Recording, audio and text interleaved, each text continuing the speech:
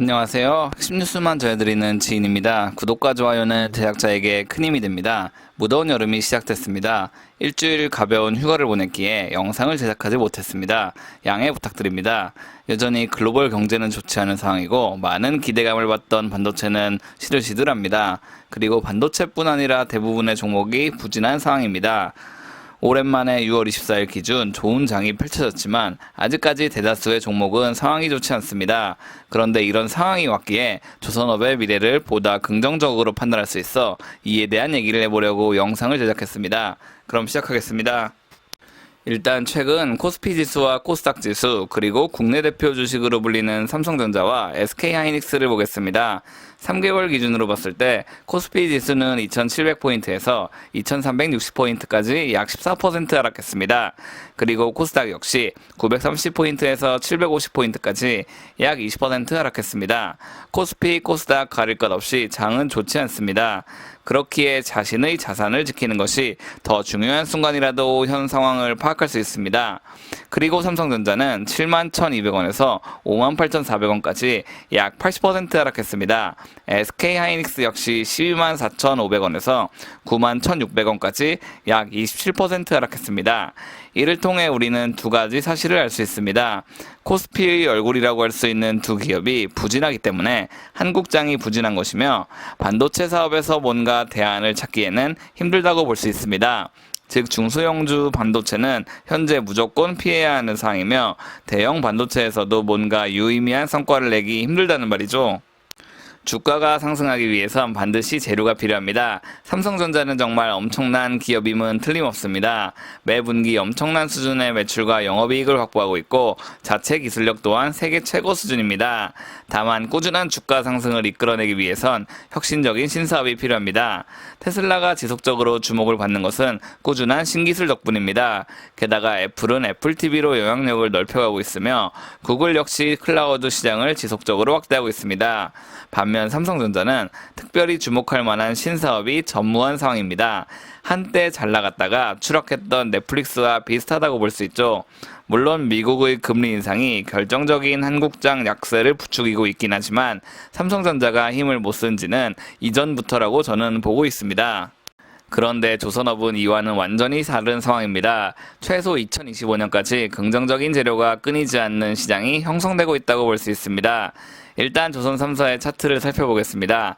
한국조선해양, 삼성중공업, 대우조선해양은 최근 3개월 동안 큰 하락을 기록하지 않았습니다.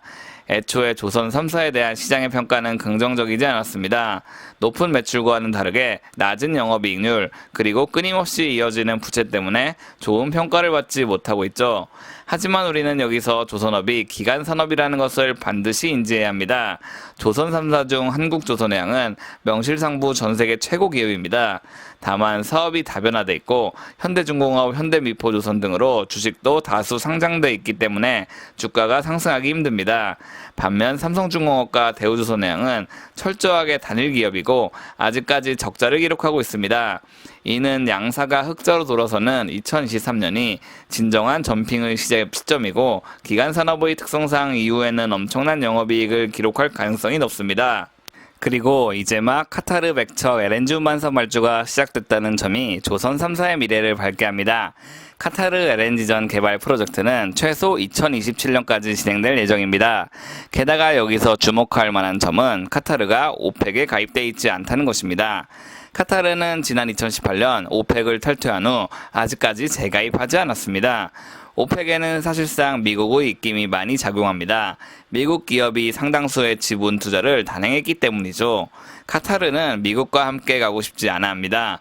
자체적으로 LNG 증산과 양산을 조절할 계획이며 보다 과감한 투자를 통해 LNG 패권을 사로잡고 싶어 합니다. 그리고 충분히 현 상황은 카타르에게 유리합니다. 우크라이나 러시아 전쟁 때문에 서유럽은 새로운 LNG 공급처를 확보해야 하고 이를 만족할 수 있는 국가는 카타르뿐이기 때문입니다. 2022년 6월 기사입니다. 프랑스 토탈은 카타르 LNG 사업에 적극적으로 참여하겠다고 의지를 내비쳤습니다. 다들 아시다시피 세계에서 가장 친환경 발전을 강조하던 국가는 유럽 국가였습니다. 그런데 현재 에너지난이 발생하면서 친환경은 이미 물 건너갔다고 보고 있습니다. 유럽은 다시 석탄 발전을 추진하겠다고 입장을 밝혔습니다. 물론 친환경적인 정책을 완전히 배제한 것도 아닙니다. 즉 석탄을 일부 허용함과 동시에 LNG 공급 루트를 확보하려 최선을 다할 것입니다. 그리고 이에 대한 정답은 카타르밖에 없습니다. 그렇다면 자연스레 유럽의 시선은 한국으로 쏠릴 수밖에 없습니다. 유럽은 이미 수십 년 전부터 한국 조선 3사와 거래를 해왔기 때문에 누구보다도 한국의 실력을 잘 알고 있습니다. 아직까지는 눈치 싸움에 머물러 있지만 에너지난이 보다 심화되면 너도 나도 한국 조선 3사에 LNG 운반선을 발주할 것입니다. 그리고 이런 징후는 이미 포착됐습니다. 삼성중공업은 6월 22일 LNG 운반선 14척을 수주했습니다. 수주액은 정확히 3조 9천억 원 규모입니다. 게다가 단일 계약 기준으로는 이는 업계 최대 계약입니다. 발주업체는 버뮤다 지역 선주로 알려졌습니다. 통상 유럽 선사들은 선박의 소재지를 버뮤다 지역으로 등록합니다. 그래야 일정 부분 세금적 이익이 있기 때문이죠. 그렇기에 우리는 정확한 발주 선사의 국적을 확인할 수는 없습니다. 다만 유럽이 호의적인 시선으로 한국을 바라보고 있다는 것을 알 수 있죠. 그리고 2023년부터 시행되는 EEXI 제도와 CII 제도를 이행할 마땅한 방법이 없다는 것도 한국조선사에게 큰 호재입니다. 한국해양수산개발원 자료에 따르면 관련 규제를 준수할 수 있는 유일한 방법은 감속 운항입니다. 생각보다 매우 단순한 방법이기 때문에 어떻게 생각하면 한국에 큰 실익이 있을 것 같지는 않습니다. 그런데 이를 보다 심도 있게 생각해보면 결국 선박 수요가 엄청나게 폭증할 것임을 알 수 있습니다. 선속을 늦춘다는 것은 결국 기항하는 선박의 텀이 길어지는 것입니다. 예를 들어 한국에서 미국까지 약 3주가 걸리는데 선박을 늦춰 4주가 걸린다고 가정해봅시다. 그렇다면 기존에는 2달에 3척 이상의 선박이 미국에 기항할 수 있었으나 2023년부터는 2척만 기항할 수 있습니다.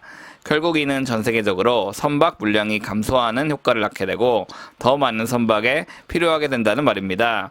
즉 한국에 많은 발주가 쏟아질 것이고 이를 처리하다 보면 자연스레 조선 3사의 매출 및 영업이익은 개선될 것이라는 말이죠. 오늘은 조선업의 미래가 매우 밝다는 것을 확인했습니다. 다들 아시다시피 대규모 선박의 발주 시기는 그 누구도 알 수 없습니다. 다만 인플레이션이 지속되고 있고 에너지난은 언제 해결될지 끝이 보이질 않습니다. 이 같은 상황 속에서 위기를 극복해 나갈 수 있는 기업은 독점적인 공급자 위치에서 활약하고 있는 기업밖에 없습니다.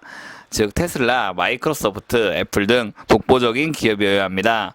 조선 3사 또한 독보적인 기업이라고 할 수 있죠.